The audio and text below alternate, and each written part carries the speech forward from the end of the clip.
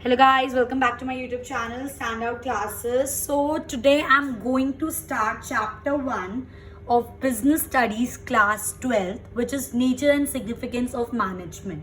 Guys, before starting a new subject, Business Studies, आप लोग already 11th में पढ़कर आए हो, आपको पता होता है कि पूरा थियोरेटिकल सब्जेक्ट होता है, एग्जाम में केस स्टडीज़ आते हैं और केस स्टडी सॉल्व करने के लिए कॉन्सेप्चुअल नॉलेज बहुत ज़्यादा इंपॉर्टेंट है. एक you should have analytical view होना चाहिए आपका. जब केस आपके सामने है उसको अच्छे से एनालाइज करना, वो सब चीज़ें मैं आपके साथ डिस्कस करूँगी कि एक केस को हम कैसे अटेम्प्ट करते हैं, हमें केस स्टडी को कैसे समझना चाहिए. बट आप एक केस स्टडी तभी अच्छे से अटेम्प्ट कर पाओगे जब आपके सारे कॉन्सेप्ट्स आपको you have complete knowledge of all the concepts, आपको अंडरस्टैंडिंग होगी, complete understanding of all the concepts, तभी वो केस स्टडी आपके लिए अटेम्प्ट करना ईजी होगा. क्योंकि अगर देखो एक चैप्टर के बाद हम केस स्टडी कर रहे हैं, कोई भी अटेम्प्ट करेगा, एक चैप्टर के तो हमें टॉपिक्स पता है ना, बट बोर्ड में तो ऐसा नहीं होगा. बोर्ड में आपके सारे चैप्टर्स के कौन सी कहाँ से केस स्टडी आ जाए, तो उसको एनालाइज करना बहुत ज़्यादा इंपॉर्टेंट है. तो ये तो था कि बोर्ड के पॉइंट ऑफ व्यू से केस स्टडी आएंगी और कुछ क्वेश्चंस भी आएंगे. ठीक है, वो कैसे करना है वो भी हम आगे डिस्कस करेंगे. पहले थोड़ा स्टार्ट करते हैं, है क्या बिजनेस. ठीक है, थ्योरेटिकल चैप्टर है, बच्चे यूजुअली रट के चले जाते हैं और पेपर हो जाता है, अच्छा भी हो जाता है, नंबर भी अच्छा आ जाता है. बट ये चीज़ें जो 11th-12th का अकाउंट्स हो गया, आपका मैथ्स हो गया, आपका बिजनेस हो गया, आपका इकोनॉमिक्स हो गया, ये चीज़ें आपका हायर स्टडीज़ का बेस है. तो आप इन चीज़ों को ख़राब नहीं कर सकते. ठीक है, तो ये चीज़ें आपको पढ़ना बहुत ज़्यादा इंपॉर्टेंट है, ताकि आपको आगे भी तो पढ़ना है ना यार. ये नहीं है कि 12th में अच्छे नंबर आए, DU में बहुत अच्छा एडमिशन कॉलेज मिल गया आपको, आपका काम ख़त्म. नहीं, अल्टीमेटली जॉब है, एक अच्छी पोजीशन पे पहुंचना, अच्छा काम करना, अच्छी जॉब करना है ना. तो उसके लिए आगे फर्दर स्टडीज करनी पड़ती है, तो उसके लिए ये सब चीज़ें बहुत ज़्यादा इंपॉर्टेंट है. ठीक है, सेकेंडली अब अगर मैं सिर्फ प्रिसाइज वे में बिजनेस स्टडीज़ की बात करूँ क्लास 12th की, बहुत इंटरेस्टिंग सब्जेक्ट है. ठीक है, बहुत ज़्यादा इंटरेस्टिंग चीज़ें हैं इसके अंदर, बहुत ज़्यादा ईजी है, कुछ इतना ज़्यादा टफ नहीं है इसके अंदर. But the only point is ये बहुत ज़्यादा लेंदी है. ठीक है, पर जिस बंदे को ये चीज़ समझ आ जाती है, जो मतलब इसकी कॉन्सेप्चुअल नॉलेज अपनी स्ट्रॉन्ग रखता है कि भाई मैनेजमेंट क्या है, प्लानिंग क्या है, स्टाफिंग क्या है, उसके फंक्शंस क्या होते हैं, जिसको ये चीज़ें क्लियर है ना, बाय हार्ट पता है, वो उसके लिए ये चैप्टर कुछ भी नहीं है, उसके लिए ये सब्जेक्ट कुछ भी नहीं है. बहुत ईजिली, बहुत आसानी से ये चीज़ें कर सकते हो आप अटेम्प्ट. ठीक है, थर्डली मैं आपको ये बताना चाहूँगी, ये मैंने आपको अपनी इकोनॉमिक्स वीडियो में भी ये चीज़ बताई है, बोली है मैंने आपको, कि जब भी आप क्लास 12th की बिजनेस कर रहे हो, ऑल्दो ऐसा हो सकता है आप चैप्टर 3 उठा के पहले कर लो, आप चैप्टर 5 कर लो, चैप्टर 1 बाद में कर लेना, लास्ट चैप्टर से स्टार्ट कर लो, वो कोई प्रॉब्लम नहीं है. बट अगर आप चैप्टर 1 से एक कॉन्टिन्यूटी में चलते हो ना गाइज, तो चीज़ें ना अच्छे से बेटर कनेक्ट होंगी. ठीक है, जितनी ज़्यादा चीज़ें अच्छे से कनेक्ट होंगी, उतनी ज़्यादा आपके माइंड में वो चीज़ें रिटेन रहेंगी, उतने बेस्ट तरीके से आप उसको कर सकते हो. सो अब जो हम क्लास 12th की बिजनेस स्टडीज़ करेंगे, मैं आपके साथ केस स्टडीज डिस्कस करूंगी, मैं आपके साथ डिस्कस करूंगी कि जब बहुत सारे एडवांटेजेस, डिसएडवांटेजेस, फीचर्स, कितने टॉपिक्स की कितनी सारी चीज़ें होती है, उनको लर्न कैसे करना है, उनको समझना कैसे है, ट्रिक्स बताऊंगी मैं आपको थोड़ी. ठीक है, और सजेस्ट यही करूंगी, प्लीज़ बिजनेस कॉन्टिन्यूटी में पढ़ो, 1 2 3 4 5 ऐसे ही चलना. जितनी ऐसे चलने से जितना ज़्यादा कनेक्ट होगा चैप्टर्स, जितना ज़्यादा बाइंड होगा, उतना ज़्यादा आपको रिटेन रहेगा, उतना ज़्यादा बेटर आपको समझ आएगा. ठीक है, ओके. सो इस नोट पे हम स्टार्ट करते हैं अपना chapter 1, which is nature and significance of management. ठीक है, नेचर एंड सिग्निफिकेंस तो हम पढ़ लेंगे. नेचर मतलब मैनेजमेंट का नेचर किस टाइप का, कैसा है. सिग्निफिकेंस का मतलब होता है गाइस इंपॉर्टेंस. हमेशा बिजनेस में याद रखना, सिग्निफिकेंस का मतलब होता है इंपॉर्टेंस. एक और चीज, जैसे जैसे मैं चैप्टर्स पढ़ाऊंगी ना आपको, वैसे वैसे मैं आपको बताती रहूंगी कि बोर्ड में क्वेश्चंस किस तरीके से आते हैं. वो आपको डायरेक्ट नहीं देंगे, right features of management, right disadvantages of management, advantages of management, ऐसा कुछ नहीं आने वाला डायरेक्ट. ठीक है, तो मैं आपको बताती रहूंगी कि पेपर एग्जाम में कैसा आएगा, कैसे हम लोगों को उसको एनालाइज करना है स्टेटमेंट को और उसको अटेम्प्ट करना है. बच्चों को नहीं समझ आता। जब मैं भी आपकी एज की थी, मुझे भी ये चीज़ क्लियर नहीं होती थी। मैम एक लाइन देती थी, उसके आगे लिखा होता था एक्सप्लेन। अब मैं इसमें लिखूँ क्या? फीचर्स लिखने हैं मुझे, इंपॉर्टेंस लिखना है मुझे, एडवांटेजेस लिखने हैं, डिसएडवांटेजेस क्या लिखना है, तो वो चीज़ें भी मैं आपको बताऊंगी। ठीक है, चलो स्टार्ट करते हैं। So nature and significance of management. Significance का हमेशा मतलब होता है इंपॉर्टेंस। ठीक है, इन सब चीजों की बात बाद में करेंगे, पहले ये मैनेजमेंट है क्या होता क्या है ये मैनेजमेंट। मैं किसी बच्चे से पूछूंगी, कोई बोलेगा मैनेजमेंट मतलब चीजों को अच्छे से करना, टाइमली करना। बिल्कुल यही होता है मैनेजमेंट। आप लोगों को बोला जाता है कि जब आपकी स्टडीज होने वाले होंगे, आप अपना टाइम अच्छे से मैनेज करो, अपना फूड का प्रॉपर शेड्यूल बनाओ, खेलने का प्रॉपर शेड्यूल बनाओ, पढ़ाई का। तो आप एक तरह से क्या कर रहे हो, अपने टाइम को मैनेज ही तो कर रहे हो ना, है ना। ठीक है, तो इसी चीज को मुझे पढ़ाना है आपको, और आपको पढ़ना है कि मैनेजमेंट है क्या। जहां पे भी, एक बात याद रखना, जहां पे भी 2 से 3 जने एक साथ मिलकर काम कर रहे हैं, वहां पे आपको मैनेजमेंट की जरूरत है। फॉर दैट मैटर, जहां पे अगर एक बंदा भी काम कर रहा है ना, वो भी अपने काम को मैनेज करेगा ताकि वो अपने काम को खत्म कर सके। विदाउट प्रॉपर प्लानिंग, विदाउट कुछ चीजें ढंग से लिंक करना या क्रिएट करना, आप कोई अपना काम कंप्लीट नहीं कर सकते। तो प्रॉपर प्लानिंग, प्रॉपर चीजों को लिंक करना, अपने सामान एक्यूमुलेट करना, काम कंप्लीट करना, ये सारा किसका पार्ट है? मैनेजमेंट का पार्ट है। ये तो लेमैन लैंग्वेज में था, देसी भाषा में मैनेजमेंट होता क्या है। अब स्टार्ट करते हैं। जो भी मैं आपको पढ़ाऊंगी कंप्लीटली CBSE बेस्ड होगा, कंप्लीटली आपकी जो बिजनेस स्टडीज की NCERT है उसके बेस पर होगा।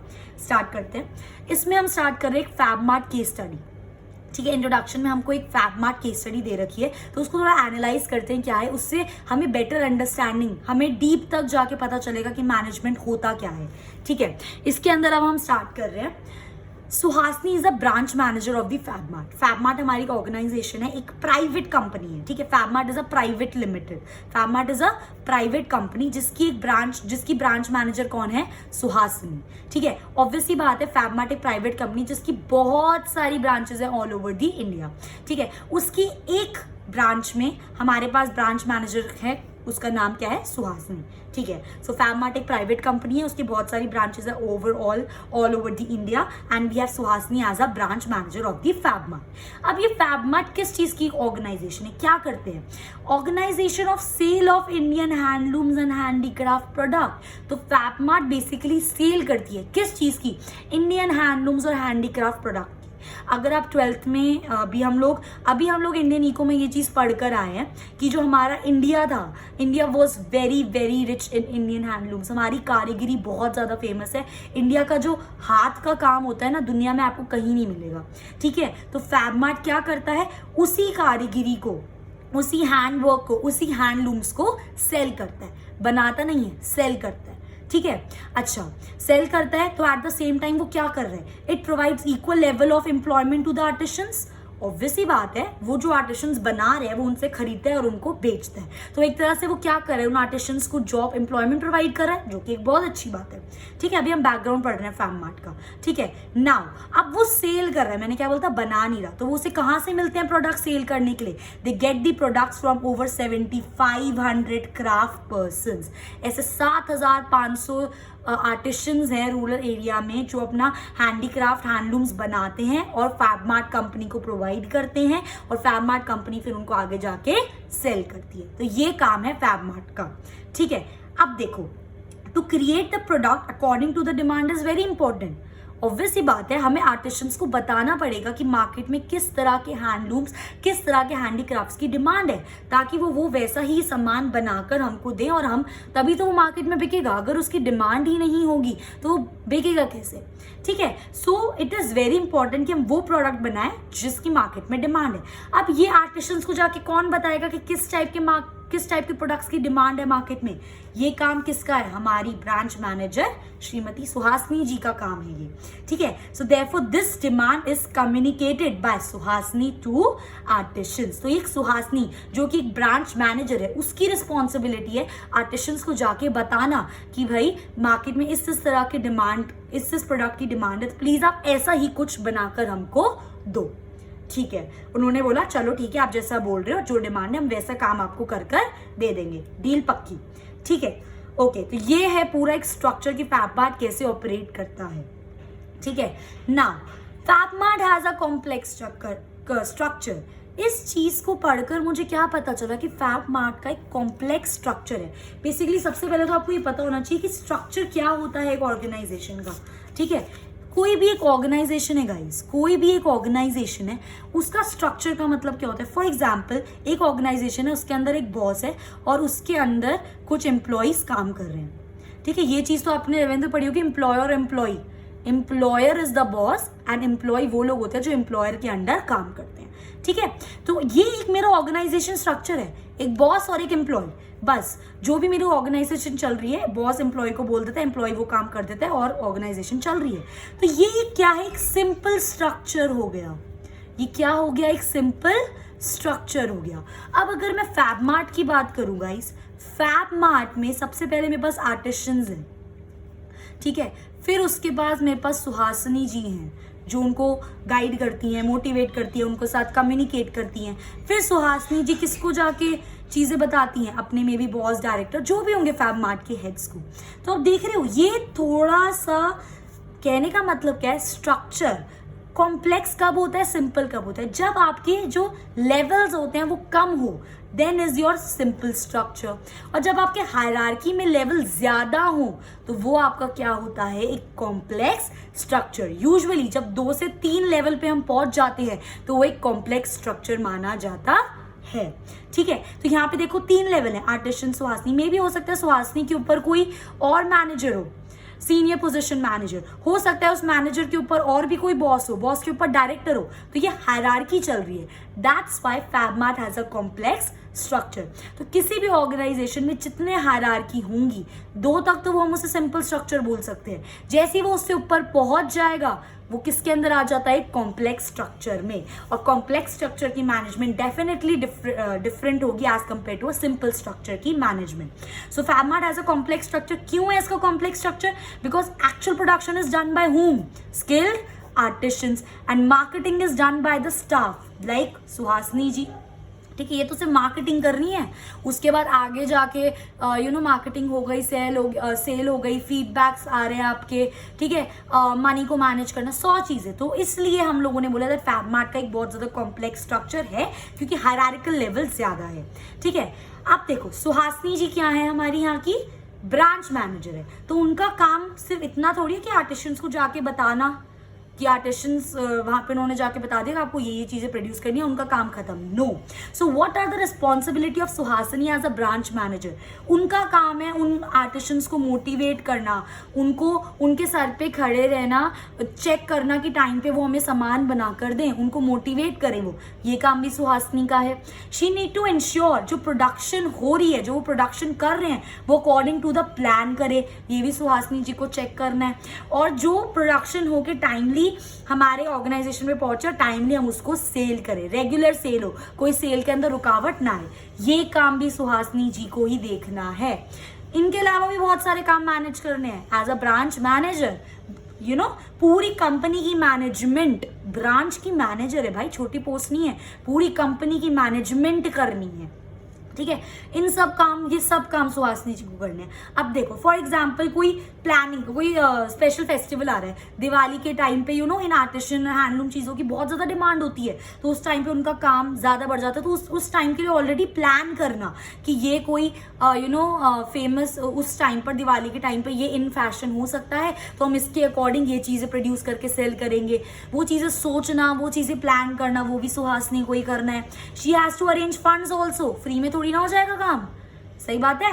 Regularly communicate with the supplier also, बनवा दिया, प्रोडक्शन हो गई, ऑर्गेनाइजेशन में आ गया, सेल भी हो गई। अब जो सेल कर रहा है भाई, वहां से भी तो कम्युनिकेशन रखना है ना, कैसी सेल चल रही है, क्या चल रहा है, कैसे चल रहा है तामझाम।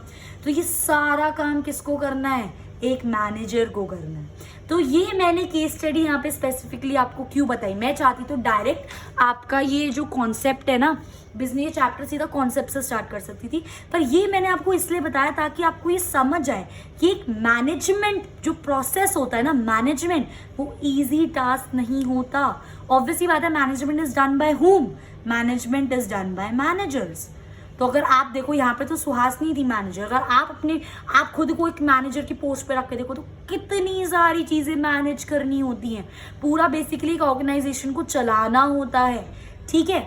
सो मेरे कहने का मतलब ये है, चाहे आपका ऑर्गेनाइजेशन छोटा हो, चाहे आपका ऑर्गेनाइजेशन बड़ा हो, मैनेजमेंट हर जगह होगी। And management is not an easy task. Management is not an easy task. बहुत ज्यादा डिफिकल्ट होता है, बहुत सारी चीजें आपको एक साथ लेके मैनेज करनी पड़ती हैं, ठीक है। ये तो था हमने फैबमार्ट के बारे में पढ़ा। आप बिल गेट्स को देख लो, Bill Gates, Microsoft, right, Microsoft जिसने स्टार्ट करा है, बिल गेट्स, वो भी एक मैनेजर है, वो भी मैनेज कर रहा है काम। Shiv Nadar, CEO of HCL, वो भी मैनेज कर रहे हैं सर काम। सब छोड़ो, ये तो इतना बड़ा स्केल हो गया। आपके स्कूल की प्रिंसिपल, वो भी तो आपके स्कूल को मैनेज कर रही है, ठीक है। तो चाहे ऑर्गेनाइजेशन ये हो, चाहे ऑर्गेनाइजेशन ये हो, चाहे वर्ल्ड वाइड हो, like Bill Gates, Shiv Nadar की तरह, तब भी मैनेजमेंट होगा। मैनेजमेंट हर में होता है, हर type of organisation. So no matter organisation चाहे बिग हो, स्मॉल हो, ठीक है, each and every organisation needs management. Without management आपकी छोटी से छोटी, बड़ी से बड़ी ऑर्गेनाइजेशन नहीं चल सकती। चाहे आपकी बिग हो, स्मॉल ऑर्गेनाइजेशन हो, चाहे आपकी प्रॉफिट ऑर्गेनाइजेशन हो, चाहे आपकी नॉन प्रॉफिट लाइक NGO आपका, तब भी आपको मैनेजमेंट की जरूरत है। जहां पे आप कोई काम कर रहे हो ना, आपको मैनेजमेंट की जरूरत है, ठीक है। सो मैनेजमेंट हमारे लिए कितनी जरूरी है ये हमने समझ लिया। Now organization with effective management become successful. वही ऑर्गेनाइजेशन, अब इतनी सारी ऑर्गेनाइजेशन है, बहुत सारी फ्लॉप हो जाती है, बहुत सारी सक्सेस हो जाती है, बहुत सारी सक्सेसफुल बन जाती हैं। कैसे? तो जिन ऑर्गेनाइजेशन की मैनेजमेंट अच्छी होती है, जिन ऑर्गेनाइजेशन का बेस अच्छा होता है, वो 110% सक्सेस करेंगी ही करेंगी as compare to those organization जिनकी मैनेजमेंट ही अच्छी नहीं है। आप खुद सोचो ना, आप सुबह उठते हो, रात तक अपना टाइम आप आपने पूरा दिन अपना मैनेज करा, आपने पूरा अपना प्लान कर लिया कि मैं दिन में ये करने वाला हूँ। अगर आप पूरा अकॉर्डिंग टू द प्लान चलते हो, आपका दिन बिल्कुल ऑर्गेनाइज वे में निकलता है। और अगर आपको कोई प्लान ही नहीं होता, भाई कर लेंगे आज ये 3-4 काम करने हैं, आगे पीछे कुछ कर लेंगे, उसमें से 2 काम तो हो ही नहीं पाते, ठीक है। दैट्स वाई इतनी ज्यादा इंपॉर्टेंट है मैनेजमेंट। और वही ऑर्गेनाइजेशन जो अच्छी मैनेजमेंट, इफेक्टिव मैनेजमेंट करती है, वही ऑर्गेनाइजेशन आपकी सक्सेसफुल होती है, ठीक है। तो there is a management at all the level of organizations. Management अभी मैंने आपको बताया छोटी से बड़ी हर ऑर्गेनाइजेशन में। एट द सेम टाइम अगर मैं एक ऑर्गेनाइजेशन ले रही हूँ, मैनेजमेंट, अभी हम लेवल्स ऑफ मैनेजमेंट पढ़ेंगे, ये तो पढ़ा होगा ना, लोअर लेवल पे कुछ लोग काम करते हैं, फिर उसके ऊपर कुछ हायर पोस्ट के होते हैं, फिर उसके ऊपर हायर पोस्ट के कुछ लोग होते हैं। तो जो मैनेजमेंट है ना, वो हर लेवल पे चाहिए। यहाँ पे भी मैनेजमेंट होती है, यहाँ पे भी मैनेजमेंट होती है, यहाँ पे भी मैनेजमेंट होती है। हर लेवल ऑफ द ऑर्गेनाइजेशन पे मैनेजमेंट होगी। भाई जो लोअर लेवल पे काम कर रहे हैं वो भी अपना काम मैनेज करके करेंगे, जो मिडिल लेवल पे काम कर रहे हैं वो भी अपना काम मैनेज करके करेंगे, और जो टॉप लेवल पे कर रहे हैं वो तो अपना काम मैनेज करके करेंगे ही करेंगे। तो हर लेवल पे ऑर्गेनाइजेशन की मैनेजमेंट होती है, बस इंटेंसिटी का फर्क होता है। जो टॉप लेवल की मैनेजमेंट होती है ना, वो थोड़ी ज्यादा कॉम्प्लेक्स होती है, वो ज्यादा टाइम कंज्यूमिंग होती है एज कम्पेयर टू मिडिल और लोअर लेवल। तो at the conclusion of the story, management बहुत ज्यादा जरूरी है, उसके बिना कोई ऑर्गेनाइजेशन सक्सेसफुल नहीं हो सकती। मैनेजमेंट चाहे छोटी ऑर्गेनाइजेशन हो चाहे बड़ी ऑर्गेनाइजेशन हो, हर ऑर्गेनाइजेशन में जरूरी है। तीसरी चीज, हर ऑर्गेनाइजेशन के हर लेवल पे मैनेजमेंट होती है, ठीक है। ये मेरा मेन मोटिव था आपको पढ़ाने का, केस स्टडी, ठीक है ना। टॉप मैनेजमेंट देखो, यही चीज मैंने आपको बताई, टॉप मैनेजमेंट भी मैनेजमेंट करेगा, लोअर लेवल पे भी मैनेजमेंट होगी, बट टॉप मैनेजमेंट को प्लानिंग करनी है, प्रॉपर चेक करना है कि किस हिसाब से, तभी तो वो गाइड कर पाएगा ना मिडिल और ऑर्डर कर पाएगा लोअर लेवल को। तो इनकी जो इंटेंसिटी होती है वो हैवी होती है as compare to middle and lower level management, ठीक है। अब हम बिल्कुल तैयार हैं स्टार्ट करने के लिए chapter which is the concept of management. Actually में है क्या ये मैनेजमेंट, ठीक है। People in an organisation are performing different task. Obvious सी बात है, खुद सोचो, हमारी कंपनी है, ठीक है, हमारी ऑर्गेनाइजेशन है और मैं उस ऑर्गेनाइजेशन की हेड हूँ, ठीक है। अब जो मेरे अंडर लोग काम कर रहे हैं वो सारे एक जैसा काम करेंगे? भाई एक जैसा काम करने के लिए मैं 1 जने 2 जने रख लूंगी, मैं 1000 जने एक जैसे काम के लिए क्यों रखूंगी? तो different people in the organisation work do different task. हर बंदा अपनी अलग अलग टास्क, अलग अलग रिस्पॉन्सिबिलिटी फुलफिल कर रहे हैं, पर अलग अलग टास्क वो क्यों कर रहे हैं? मैंने उनको अलग अलग टास्क क्यों दिए हैं? ताकि एट लास्ट मैं अपने ऑब्जेक्टिव, जो मेरा मेन ऑर्गेनाइजेशन का गोल है, which is profit earning eight the same time social also, उसको अचीव करना। समझ रहे हो मेरी बात? सो एक ऑर्गेनाइजेशन में डिफरेंट लोग डिफरेंट काम करते हैं, बट सारे डिफरेंट काम क्यों कर रहे हैं? एक ही गोल को अचीव करने के लिए, विच इज ऑर्गेनाइजेशन के गोल को अचीव करना। वही चीज है, people in an organisation are performing different task to achieve the same goal of the organization. जो ऑर्गेनाइजेशन का गोल है, लोग अपना अपना अलग अलग काम कर रहे हैं, but to achieve the goal of the organization. Thus, management has to check that the tasks are completed and goals are achieved. So ये मैनेजमेंट की ड्यूटी है, जो भी मैनेजमेंट वहाँ पे हो रहा है, जो भी कर रहा है मैनेजर, कि हर बंदे को उसका टास्क प्रोवाइड करे, चेक करे कि वो जो टास्क है वो टाइम पर कंप्लीट हो रहा है नहीं हो रहा है, क्योंकि अगर वो टाइम पर कंप्लीट होगा तभी तो हम अपने जो ऑर्गेनाइजेशन के गोल्स है उनको अचीव कर पाएंगे। समझे मेरी बात? तो ये एक प्रोसेस होता है, काम देना, चेक करना ढंग से हो रहा। सुहासिनी भी तो यही कर रही थी, आर्टिस्टियंस को काम दे रही थी, उनको मोटिवेट कर रही थी, उनके सर पे खड़ी थी कि भाई, और वो चेक कर रही थी कि ढंग से तुम काम कर रहे हो नहीं कर रहे हो, टाइमली काम कंप्लीट करो, ताकि हम अपना गोल क्या था हमारा, सेल करना, ताकि हम अपना गोल को अचीव कर सके। आई होप अब ये चीज रिलेट हो रही है, ठीक है। फिर मैंने यहाँ पे एक चीज लिखी है, इस लाइन को फिर से पढ़ो। Thus management has to check that the task are completed and goals are achieved in effective and efficient manner. इस वीडियो के अगले 5 मिनट में मैं आप इन दो भारी शब्दों का मतलब आपको बता दूंगी। इफेक्टिव का मतलब क्या होता है, एफिशिएंट का मतलब क्या होता है। अभी बस ये समझो, गोल्स को कंप्लीट करना in a effective and efficient manner. अब इतना सब पढ़ के हम फाइनली मैनेजमेंट की डेफिनेशन पे पढ़ सकते हैं that management is a process. ये एक ऐसा प्रोसेस है ऑफ गेटिंग थिंग्स डन। हमें काम करवाना है लोगों से with the aim, main aim क्या है, to achieve the goals in effective and efficient manner. इन सबको कंबाइन कर दो ना। सॉरी। सो मैनेजमेंट एक वो प्रोसेस है जिसमें हमें काम देना है, लोगों को अलग अलग काम देना है। मेन एम क्या है काम देने का, ताकि हम गोल अचीव कर सके। किस वे में, इन इफेक्टिव एंड एफिशिएंट मैनर। तो ये आपकी डेफिनेशन है, ये एज इट इज जाएगी। ये खा गए, नंबर कट जाएंगे।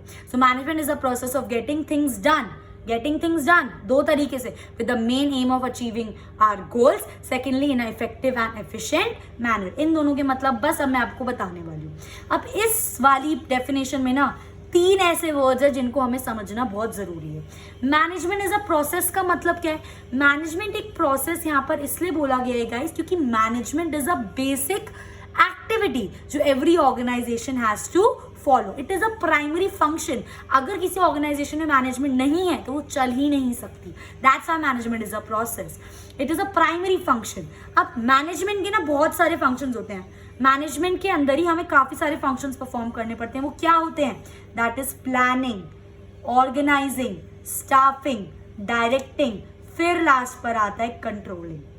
ये सारे मैनेजमेंट के फंक्शंस हैं जो पूरी बुक इसी पे बेस्ड है। पूरा प्लानिंग पे एक चैप्टर है, पूरा ऑर्गेनाइजिंग पे चैप्टर है, पूरा एक स्टाफिंग पे चैप्टर है, डायरेक्टिंग पे चैप्टर है, पूरा एक कंट्रोलिंग पर चैप्टर है, ठीक है। और ध्यान रखना ये इसी वे में होगा। ये नहीं कि प्लानिंग पहले, कंट्रोलिंग लिख दो, ऑर्गेनाइजिंग लिख दो, फिर डायरेक्टिंग लिख दो, फिर स्टाफिंग लिख दो। नहीं, ये पूरा ऑर्डर है। सबसे पहले हम लोग चीजें प्लान करते हैं, फिर उसके हिसाब से हम उनको ऑर्गेनाइज करते हैं, रिसोर्सेज वगैरह इकट्ठे करते हैं प्लान को फुलफिल करने के लिए। फिर हम लोगों को इकट्ठा करते हैं अपने काम के लिए, फिर हम उन लोगों को बताते हैं आपको कैसे कैसे काम करना है, फिर फाइनली हम उनको सुपरवाइज करते हैं। तो ये सारी चीजें हम डिटेल में पढ़ेंगे आगे चैप्टर्स में, ठीक है। तो ये इसी ऑर्डर में चलेगा, planning, organizing, staffing, directing, controlling. आप इसको उल्टा पुल्टा नहीं कर सकते हो, ठीक है। इसी वे में चलेगा। और ये सब क्या है? ये सारे फंक्शंस है मैनेजमेंट के, इसलिए तो यहाँ पे इसे प्रोसेस बोला गया। देखो ये पूरा प्रोसेस है ना, पहले प्लानिंग, फिर सुहासिनी भी तो ये कर रही थी, है ना, पूरा प्रॉपर प्लानिंग, कम्युनिकेटिंग, ऑर्गेनाइजिंग, सब कुछ। तो management is a process. Why? Because इसके अंदर हम ये फंक्शंस परफॉर्म करते हैं, planning, organizing, staffing, directing, controlling, ठीक है। सो अब मैंने आपको बता दिया प्रोसेस क्या होता है। अब आ जाओ जो मैंने प्रॉमिस करा था, इफेक्टिवनेस और एफिशिएंसी का मतलब क्या होता है। अभी हमने डेफिनेशन में पढ़ा, हमें अपना काम करना है। Basically management is to assign work with the aim to achieve the goal of the organisation in a effective and efficient manner. इन दो चीज़ों का मतलब क्या है? इफेक्टिवनेस का मतलब होता है गाइस, आप राइट टास्क कर रहे हो, आप सही काम कर रहे हो, आप वो सही काम सही टाइम पर कंप्लीट कर दे रहे हो, ठीक है। और सही काम सही टाइम पर कर रहे हैं, किस लिए कर रहे हैं? ताकि ऑर्गेनाइजेशन के गोल्स को अचीव कर सकें, उसको बोलते हैं इफेक्टिवनेस। सही काम करना, सही टाइम पर करना, किस लिए करना? गोल्स को अचीव करने के लिए, दैट इज इफेक्टिवनेस। एफिशिएंसी का मतलब क्या होता है? एफिशिएंसी बोल रहा है भाई तू काम तो करो, काम करो, सही टाइम पर भी करके दो, काम नहीं करोगे तो गोल अचीव नहीं कर पाएंगे, but at the same time उस काम को आप मिनिमम कॉस्ट में करो, अपने रिसोर्सेज को बिल्कुल वेस्ट ना करते हुए करो, complete the task in minimum cost with no wastage of resources. Minimum cost में करना और रिसोर्सेज की तो बिल्कुल ही वेस्टेज नहीं करनी, तब वो काम माना जाएगा। जब अपना आप काम करोगे, सही काम सही टाइम पर करोगे, मिनिमम कॉस्ट में करोगे, तब आप कह सकते हो आपने काम करा है ना इफेक्टिव एंड एफिशिएंट मैनर। और हम एफिशिएंट मैनर में क्यों करना चाह रहे हैं काम? अपनी कॉस्ट को हम कम करके मिनिमम कॉस्ट में करो ना, क्योंकि जितनी ज्यादा कॉस्ट कम होगी उतना ज्यादा आपका प्रॉफिट ज्यादा होगा। कॉमर्स के बच्चे पाई का हिसाब चाहिए हम लोगों को। कितनी ज्यादा कॉस्ट, हमारा तो मेन मोटिव ही है प्रॉफिट अर्न करना है यार। प्रॉफिट अर्न करने के लिए कॉस्ट मिनिमम करेंगे। दो ही चीजों से प्रॉफिट अर्न कर सकते हैं, या तो कॉस्ट को कम करके या तो अपनी सेल्स को बढ़ाकर। तो पहली कोशिश ये होती है अपनी कॉस्ट को कम करो ताकि हमारा प्रॉफिट बढ़े। तो this is the meaning of effectiveness and efficiency. काम कंप्लीट करना, टाइम पे करना, बट मिनिमम कॉस्ट और without any wastage of resources करना, ठीक है। नेक्स्ट टॉपिक इसी से रिलेटेड है, which is effectiveness versus efficiency. Basically ना इफेक्टिवनेस और एफिशिएंसी क्या है? एक दूसरे से इंटरलिंक्ड है, जुड़वा भाई, मतलब they are like a two faces of the same coin, आगे पीछे। इफेक्टिवनेस के बिना एफिशिएंसी का काम नहीं बन सकता, एफिशिएंसी के बिना इफेक्टिवनेस का काम नहीं बन सकता। That's why they both need to be balanced. एक ऑर्गेनाइजेशन को सक्सेस हासिल करने के लिए इफेक्टिवनेस भी होना जरूरी है, उस ऑर्गेनाइजेशन में एफिशिएंसी भी होना जरूरी है। फॉर एग्जाम्पल, अब एक चीज समझो, हम कभी कभार क्या करते हैं, हमारी जो ऑर्गेनाइजेशन वो सिर्फ इफेक्टिव है, वो एफिशिएंट नहीं है। मतलब जो मेरी ऑर्गेनाइजेशन है, हम लोग टाइम पर काम कंप्लीट कर रहे हैं, बहुत ज्यादा ह्यूज कॉस्ट में मेरा काम कंप्लीट हो रहा है, पर मेरा गोल अचीव हो रहा है, पर बहुत ज्यादा ह्यूज कॉस्ट हो रही है, तब भी मेरी ऑर्गेनाइजेशन सक्सेसफुल नहीं हो सकती। या फिर मैं इफेक्टिवनेस नहीं हूं, मैं सिर्फ एफिशिएंट हूं, मतलब मैं अपना कोशिश कर रही हूँ कि मैं अपना मिनिमम से मिनिमम कॉस्ट में काम करूं, तो मैंने क्या करा, अपनी कॉस्ट कम करने के लिए मैं अपना on time target he fulfil नहीं कर पाई, ऑन टाइम जो प्रोडक्शन था उसको ही फुलफिल नहीं कर पाई, क्योंकि मेरा मेन फोकस क्या था, अपनी कॉस्ट को मिनिमाइज करने का था। तब भी मैं सक्सेसफुल नहीं हो सकती। एक ऑर्गेनाइजेशन को सक्सेसफुल होने के लिए काम टाइम पे भी कंप्लीट करना है और उसको मिनिमम कॉस्ट में भी कंप्लीट करना है।